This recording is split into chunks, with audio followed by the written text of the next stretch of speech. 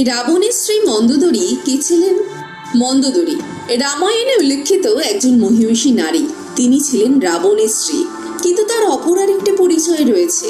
তিনি ছিলেন একজন স্বর্গীয় অপ্সরা। একজন স্বর্গীয় অপ্সরা কিভাবে হয়ে উঠলেন রাবণের স্ত্রী? একটি ফুলে ঘেরা বন, সেই বনের মধ্যে দিয়ে হেঁটে আসছেন মায়াসুর ও তার স্ত্রী হেমা। হেমা তার স্বামীকে বললেন, কি সুন্দর জায়গা, তাই না? মায়াসুর বললেন, হ্যাঁ হেমা, ঠিক তোমার মতো। হেমা বললেন, আমি সুন্দরী? মায়াসুর বললেন, তুমি আমার দেখা সব চাইতে সুন্দরী নারী।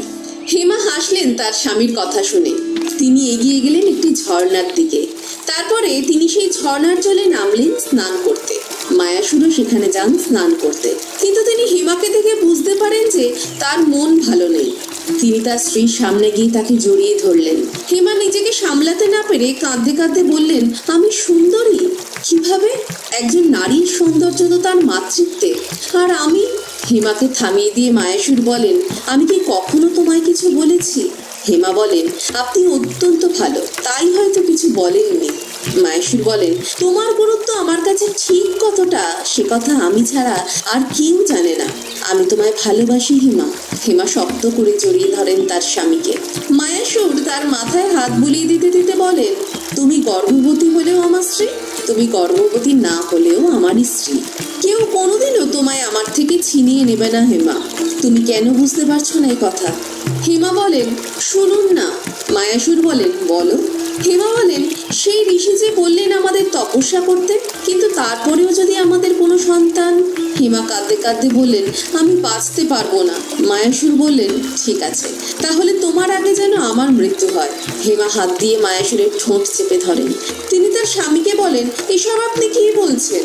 মায়াসুর বলেন, যা বলেছি ঠিকই বলেছি। আজ এই প্রকৃতির মাঝে তুমি আমায় একটি কথা দেবে। হেমা বললেন, কি কথা?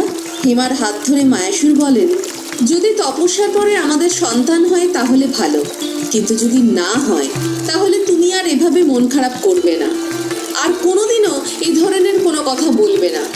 হেমার চোখ দিয়ে জল গড়িয়ে পড়ে। তিনি আস্তে আস্তে বলেন, ঠিক আছে, আমি কথা দিলাম আপনাকে। তারা পরস্পরকে জড়িয়ে ধরে। তারপরে স্নান সেরে তারা উঠে আসে। মায়াসুর কয়েকটি ফুল সংগ্রহ করে হেমার খোপায় গুঁজে দেন। তিনি হেমাকে বলেন, চলো, তপস্যার সময় হয়ে এসেছে। হেমা মাথা নাড়িয়ে সম্মতি জানান। তারপরে তারা একটি পর্বতের ওপরে বসেন তপস্যা করতে। তারা দুজনেই সন্তান লাভের আশায় কঠোর তপস্যা করেন। সেই তপস্যা চলাকালীন তারা হঠাৎ শুনতে পান কান্নার শব্দ। তাদের তপস্যা ভঙ্গ হয়ে যায়। হেমা বলেন মায়াসুরকে, কোথা থেকে আসছে এই কান্নার শব্দ? মায়াসুর বলেন, বুঝতে পারছি না, চলো সামনে এগিয়ে গিয়ে দেখি। হেমা বলেন, কিন্তু যাওয়াটা কি ঠিক হবে? যদি কোনো বিপদ? মায়াসুর বলেন, এ কথা ঠিক, কিন্তু কে এভাবে কাঁদছে? নিশ্চয়ই সে কোনো বিপদে রয়েছেন। আমার মনে হয় আমাদের যাওয়া উচিত। হেমা সম্মতি জানান। তারপরে তারা দুজনেই সামনের রাস্তা ধরে এগিয়ে যান। তারা চারিদিকে ঘুরে দেখেন, কিন্তু কাউকে দেখতে পান না। কিন্তু এদিকে কান্নার শব্দও বন্ধ হয় না। তারা খুঁজতে থাকেন। তারপরে তারা একটি কুয়ো দেখতে পান। কান্নার শব্দটি সেখান থেকেই আসছে। তারা এগিয়ে যান কুয়োটির দিকে। কুয়োটির ভেতরে দেখতে গিয়ে তারা হতবাক হয়ে যান। একটি অপরূপ সুন্দরী মেয়ে সেই কুয়োর ভেতরে বসে কাঁদছে। সে বাইরে আসতে পারছে না। হেমা ও মায়াসুর মেয়েটিকে ডাকেন। মেয়েটি তাদের দিকে তাকায়। তারপরে অনেক চেষ্টা করার পরে মায়াসুর ও হেমা মেয়েটিকে কুয়ো থেকে বের করে নিয়ে আসেন। তারা মেয়েটিকে জিজ্ঞেস করেন, তুমি কিভাবে এই কুয়োর মধ্যে পড়লে? তোমার পরিবারে কেউ নেই? তারা তোমার খোঁজ করেননি?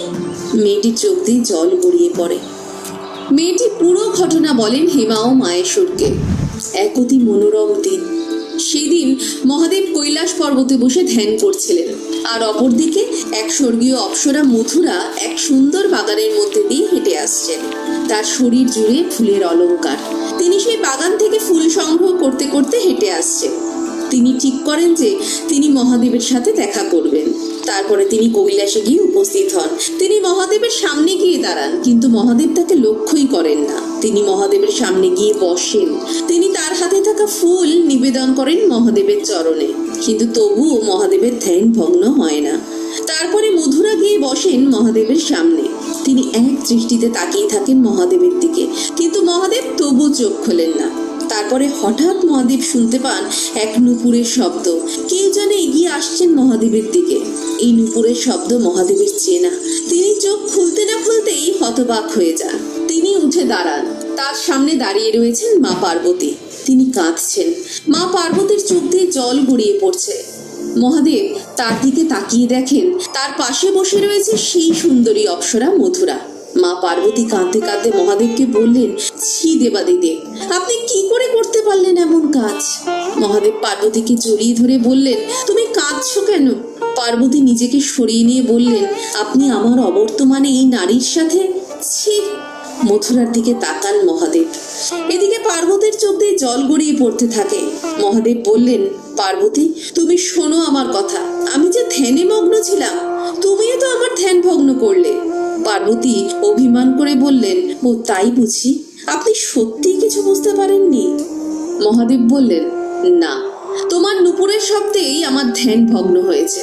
মা পার্বতী এই অপ্সরার দিকে তাকিয়ে বলেন, উনি যে এখানে অনেকক্ষণ আগেই এসেছেন এ কথা আমি বুঝতে পেরেছি। উনি আপনাকে ডাকেননি? মথুরা হাত জোর করে বলেন, বিশ্বাস করুন, আমি ডাকিনি দেবাদিদেবকে। পার্বতী বলেন, আমি আর একটা কথাও শুনতে চাই না। তোমার এত বড় সাহস, তুমি আমার স্বামীকে? আমি তোমায় অভিশাপ দিচ্ছি, তোমার এই সৌন্দর্য চিরকালের মতো বিনষ্ট হয়ে যাবে। তুমি ব্যাঙ হয়ে অন্ধকার কুয়োর মধ্যে বাস করবে।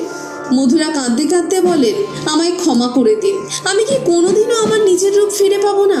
পার্বতী কোনো কথা না বলে সেখান থেকে চলে যান। তারপরে এই অপ্সরা ব্যাঙ হয়ে যান এবং তিনি কুয়োতে পড়ে যান। কিন্তু দেবাদিদেব বুঝতে পেরেছিলেন যে মথুরার কোনো খারাপ উদ্দেশ্য ছিল না। তিনি ব্যাঙরূপী মথুরার সাথে দেখা করতে যান সেই কুয়োর সামনে। তিনি মথুরাকে বলেন, মথুরা, তুমি 12 বছর এই কুয়োর মধ্যে থাকবে, আর তারপরে তুমি এক অপরূপ সুন্দরী নারীর রূপ পাবে এবং তোমার বিবাহ হবে সর্বশ্রেষ্ঠ এক জ্ঞানী পুরুষের সাথে। তারপর দেবাদিদেব চলে যান সেখান থেকে। কেটে যায় এক যুগ। এই মেয়েটির কথা শুনে হেমা ও মায়েশ্বরের চোখ দিয়ে জল গড়িয়ে পড়ে। মেয়েটি তাদের বলে, আমি সেই অপ্সরা মথুরা। হেমা ও মায়েশ্বর তাকে বলেন, এখন তুমি কোথায় যাবে মা? মথুরা বলেন, জানি না। হেমা তাকে জড়িয়ে ধরে মায়েশ্বরকে বলেন, আমাদের তপস্যা সফল হয়েছে। মেয়েটি বুঝতে পারে না তার কথা। মায়েশ্বর বলেন, মথুরার মাথায় হাত বুলিয়ে দিতে দিতে হেমা বলেন, আজ থেকে তুমি আমাদের সন্তান। মথুরা কাঁদতে কাঁদতে জড়িয়ে ধরেন হেমাকে। তারপরে হেমা ও মায়েশ্বর মথুরাকে তাদের প্রাসাদে নিয়ে আসেন। তারা সকলের সামনে মথুরাকে নিজেদের কন্যা হিসেবে স্বীকৃতি দেন, আর তার নতুন নাম হয় মন্দোদরী।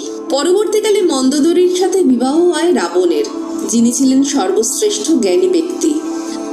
আপনাদের কেমন লাগলো আজকের এই কাহিনী তা অবশ্যই কমেন্ট করে জানান। আপনার যদি ভিডিওটি ভালো লেগে থাকে তাহলে অবশ্যই ভিডিওটি লাইক ও শেয়ার করতে ভুলবেন না। আর আপনি যদি আমাদের চ্যানেলের নতুন দর্শক হয়ে থাকেন তাহলে অবশ্যই সাবস্ক্রাইব করুন আমাদের এই চ্যানেলটিকে। ভিডিওটি দেখার জন্য আপনাকে অসংখ্য ধন্যবাদ।